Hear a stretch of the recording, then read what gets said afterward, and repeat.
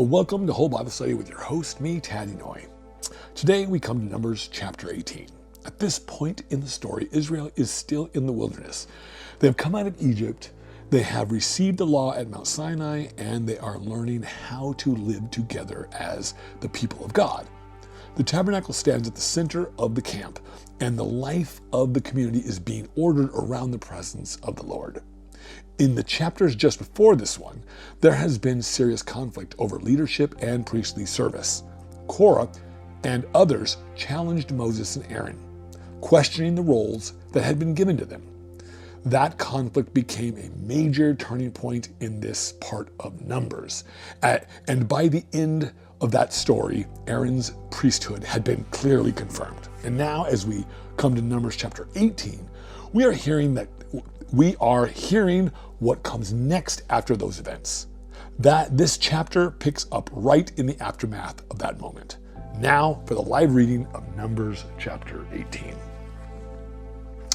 The Lord said to Moses, "You, your sons, and your father's family are to bear the responsibility for offenses against the sanctuary, and you and your sons alone are to bear the responsibility for the offenses against the priesthood. Bring your fellow Levites from your ancestral tribe to join you and assist you when you and your sons minister before the tent of the testimony. They are to be responsible to you and are to perform all the duties of the tent, but they must not go near the furnishings of the sanctuary or the altar, or both they and you will die. They are to join you and be responsible for the care of the tent of meeting, all the work at the tent, and no one else may come near where you are. You are to be responsible for the care of the sanctuary and the altar, so that wrath will not fall on the Israelites again. I myself have selected your fellow Levites from among the Israelites as a gift to you, dedicated to the Lord to do the work at the tent of meeting. But only you and your sons may serve as priests in connection with everything at the altar and inside the curtain. I am giving you the service of the priesthood as a gift. Anyone else who comes near the sanctuary must be put to death." Then the Lord said to Aaron, "I myself must put you in charge of the offerings presented to me. All the holy offerings the Israelites give me, I will give to you and your sons as your portion and regular share. You are to have the part of the most holy offerings. This is kept from the fire. From all the gifts that they bring to me as most holy offerings, whether grain or sin or guilt offerings, that part belongs to you and your sons. Eat it as something most holy. Every male shall eat it. You must regard it as holy.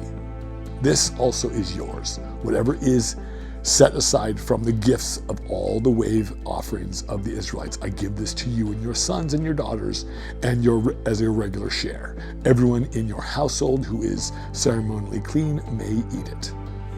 I give you all the finest olive oil and the finest new wine and grain they give the Lord, and the first fruits of their harvest.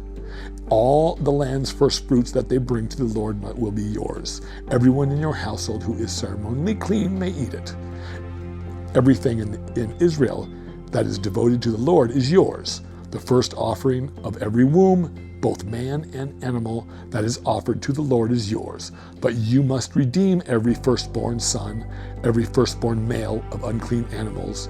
When they are a month old, you must redeem them at the redemption price set at 5 shekels of silver, according to the sanctuary shekel, which weighs 20 gerahs. But you must not redeem the firstborn of an ox or sheep or a goat. They are holy. Sprinkle their blood on the altar and burn their fat as an offering made by fire, an aroma pleasing to the Lord.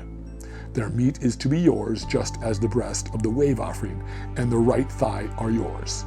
Whatever is set aside from the holy offerings the Israelites present to the Lord, I give to you and your sons and daughters as your regular share.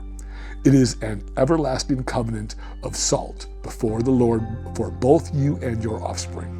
The Lord said to Aaron, "You will have no inheritance in their land, nor will you have any share among them. I am your share, and your inheritance among the Israelites. I give the Levites all the tithes in Israel as their inheritance in return for the work they do while serving at the tent of meeting. From now on, the Israelites must not go near the tent of meeting, or they will bear the consequences of their sin and will die. It is the Levites who are to do the work at the tent of meeting and bear the responsibilities for the offenses against it. This is the lasting ordinance for the generations to come. They will receive no inheritance among the Israelites. Instead, I give to the Levites their inheritance, the tithes that the Israelites present as offerings to the Lord. That is why I said concerning them, they will have no inheritance among Israelites. The Lord said to Moses, speak to the Levites and say to them, when you receive from the Israelites the tithe that I give you as your inheritance, you must present a tenth of that tithe as the Lord's offering. Your offering will be reckoned to you as grain from the threshing floor or juice from the winepress. In this way, you will also present an offering to the Lord from all the tithes you receive from the Israelites. From these tithes, you must give the Lord's portion to Aaron the priest. You must present as the Lord's portion the best and holiest part of everything given to you. Say to the Levites, when you present the best part, it will be reckoned to you as the product of the threshing floor or the winepress.